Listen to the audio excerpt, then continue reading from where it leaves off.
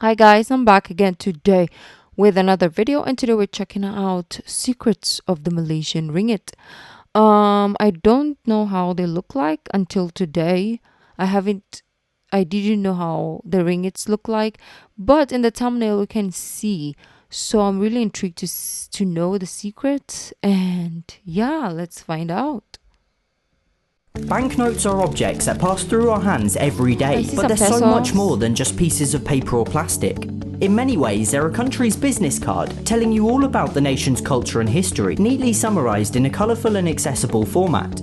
Take the Malaysian Ringgit as an example, self-described as distinctively Malaysian. Now, I'll be honest, Malaysia is a country I know embarrassingly little about.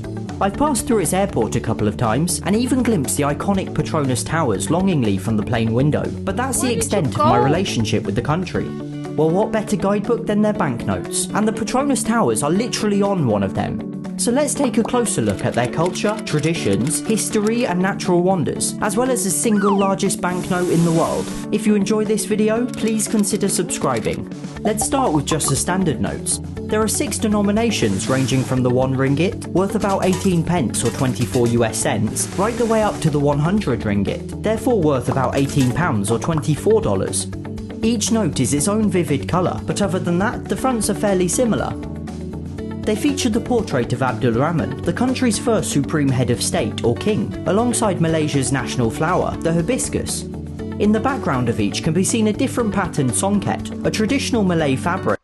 Oh, that is so cool. I knew about the hibiscus because of our reactions, but the patterns are so beautiful. I don't even have any peso in my life to like see if we have anything going on for us, but I don't think we have like different patterns. We have different colors, yes.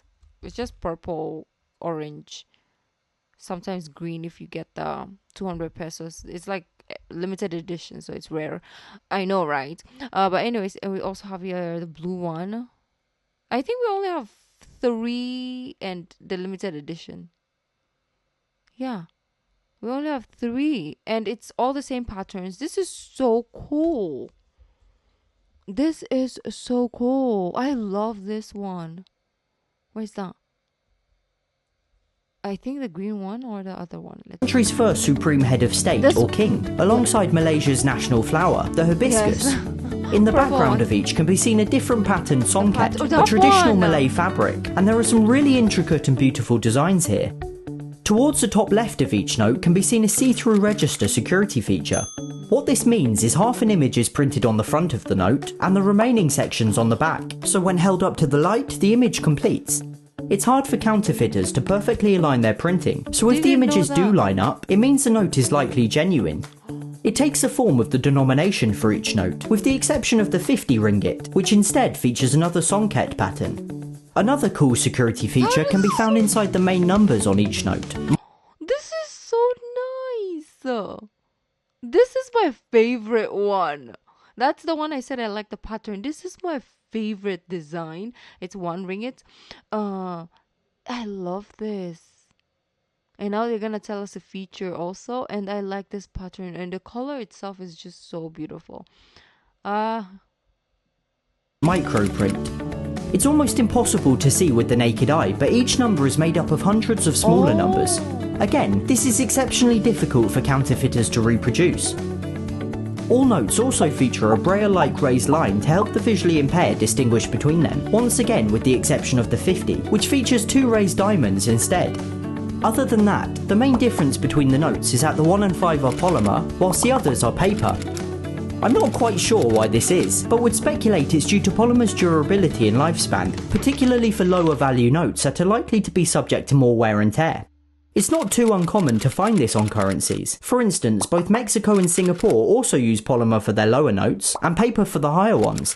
With this, the 2 polymer notes each feature 2 transparent our windows, notes whilst are the 4 polymer paper now. see a watermark of Abdul Rahman in its place. no, except the The 20. 10 and 20 feature this shiny security fibre, whilst it takes the form of a holographic strip on the 50, and this that's so really cool. cool 3D strip on the 100. The 50 also includes a tilt effect feature. The last thing I want to point out on the front is something really weird and mysterious I noticed on the 50. At the very top and bottom of this box on the left can be seen the word void. I have literally no idea why this is, and it seems very odd and contradictory to include the word void on a circulating banknote, unless it was a test or demo note or something of the sort, which I'm fairly certain it's not. If you know or have a theory as to why, it's been really bothering me, so please let me know down below. Anyway, let's now take a look at the back of the notes, where they really start to become unique. The 1 ringgit features a Wao Bulan, or moon kite, one of the country's national symbols.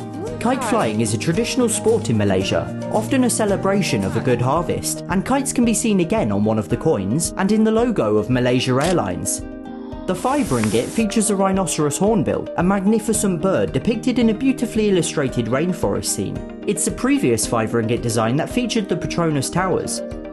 The 10 sees a rafflesia, the world's largest flower that can grow up to a metre in diameter, whilst the 20 celebrates the country's oceans, with both a hawksbill and leatherback turtle, described by the country as ambassadors of the rich and colourful marine life found in their tropical waters. Interestingly, the 20 ringgit wasn't included in the previous series of notes, and so was brought back specifically for this series, much to everyone's delight. The 50 was released to mark the country's 50th anniversary and depicts the first Prime Minister during the Declaration of Independence in 1957. The note represents Malaysia's transforming economy and also features an oil palm tree, which nowadays might seem a controversial choice, and a molecular structure representing microbiology. And finally, the 100 ringgit features Mount Kinabalu, the tallest mountain in Southeast Asia, beside the rock formations of Gunung Api Valley, both UNESCO World Heritage Sites. All designs feature this peculiar symbol, which it took me far too long to realise is the central bank's logo, as well as Jawi script, a traditional alphabet used for the Malay language, which is otherwise falling increasingly out of use. There's microprint text around the borders of each picture, and the notes glow rather spectacularly under UV light. The 1, 5, 10 and 20 all see the main image from the note. A Wao Bulan, a rhinoceros hornbill, a rafflesia, and a turtle, alongside the denomination and central bank's logo. The 50 and 100 are a little different however, seeing a glowing 50 again with the molecular structure and a mountain illuminated. The 4 paper denominations all feature these random flecks of colour, security fibres intentionally added to the paper at the pulp stage. So cool. And that's just about it for these notes, but that's not where the story ends. Remember I mentioned the largest banknote in the world? Well, in 2017, for the country's 60th anniversary, Malaysia released 2 somewhat unusual designs. First, there's a 60 ringgit, an unusual denomination which now sells online for about 15 times its face value. So unfortunately, I don't have a real one to show you. Though the denomination may seem bizarre, countries do occasionally release weird and wonderful banknotes to commemorate important events, such as the 7 Fiji dollar note to celebrate the country winning gold in rugby. That's so cool. I want one, but they're gonna be so expensive. Our 200 pesos is not expensive unless it's like really like printed in the first days in the that it came out, then probably. But the ones that circulate, like you will just see it like once in a blue moon in your lifetime, probably my whole lifetime. The 200 pesos, it's very rare, but you can get them still once in a blue moon, right? But they don't go to a insane, like you cannot sell. I mean, you can sell if you wanted to, but who would buy? It probably my whole entire life I've seen it maybe like 15 times, or I've had it 15 times in my whole entire existence. So it's not super super rare, but it's not common. I don't know how to put it, but yeah, it's nothing special, but it is also, it's in between special and not really. But I like this Fiji one too. It's so cool because it's like real human. It's like a picture. Look at that man sitting there, right? It's not your drawings. It's like real image. This is interesting. Sevens at the Olympics, or the newly released 75,000 Indonesian Rukaiya note, again to mark the country's 75th anniversary. But where it gets really bizarre is this, the 600 ringgit note and the single largest legal tender banknote in the world, measuring an enormous 37 by 22 centimetres. Here's a photo to put that in perspective. Now these sell for about £3,000 or £4,000, or about $4,000 or $5,000, and I tried my absolute best to get hold of a real one for this video. I thought maybe I could buy one and then sell it again afterwards to recoup what I'd spent, but I couldn't find one for sale anywhere in the world.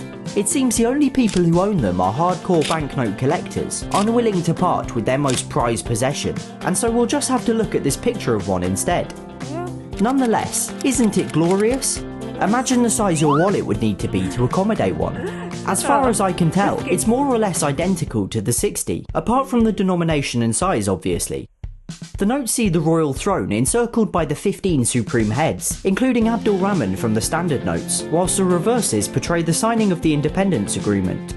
I really wish I had a real one to show all the cool features, its microprint or what it looks like under UV light, and if I do manage to get hold of one, I'll definitely make a follow-up video in the future. But for now, there we are, Malaysia's colourful, fascinating and beautiful banknotes that so wonderfully inform us all about this marvellous country.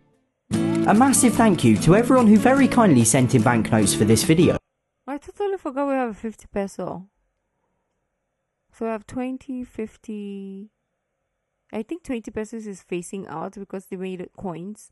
So yeah, 20, 50, 100, 200 if you can find one. 20 pesos if you can find because it's phasing out.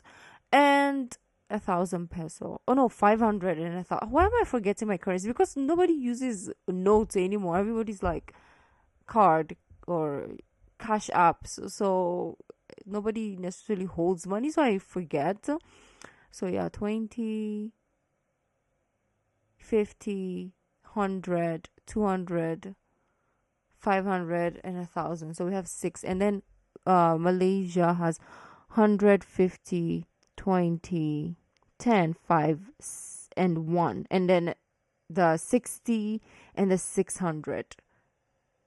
Right? I mean, the 600, I don't think anybody's going to have one unless those people. But the 60 though, let me know. Is it just like also rare because it's like collected items now and people are selling for like a higher price, so it doesn't really circulate? Let me know that. So most of the time you guys have 100, 50, 20, 10, 5, 1. So 6 also. Okay, I see. That was very intriguing. It's so beautiful. I feel like this is one of the most beautiful notes that I've seen. I did watch, I think, Netherlands. It was beautiful, but it's not as colorful as the ringgits, right? And I like the fact that the denomination is just like in ones and tens, not like Indonesia's like thousands. I got so confused. I was like 85,000. Like, I don't think I have that much money, right? Because I'm thinking about it in peso. 85,000 pesos is not a joke. So I was like, what is that? I don't understand. But anyways, this has been a super fun. Thank you guys for joining. I'll see you in the next video. Bye.